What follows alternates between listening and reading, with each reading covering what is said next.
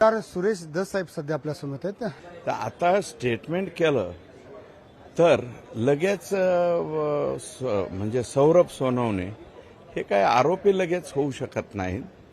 ते चौकशीमध्ये जर इन्व्हॉल्वमेंट नाही आवडली तर आमचा विश्वास आहे. राजकारण नाही, त्या कुटुंबियाबद्दल आपल्याला काय म्हणायचं नाही. कुटुंबियांनी काही म्हणलं तरी आपल्याला काय म्हणा, परंतु बाहेरून काही लोक येऊन बीड जिल्ह्यामध्ये आंदोलन करून असं याच्यावरती गुन्हा दाखल करा, त्याच्यावरती गुन्हा दाखल करा, ही कुठली पद्धत आहे?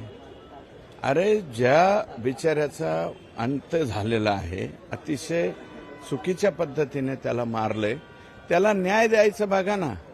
तर कुणाला तरी आरोपी करण्याचा इंटरेस्ट काही लोकांच्या वक्तव्यामधनं त्या ठिकाणी दिसतोय. तर हे चुकीचं आहे.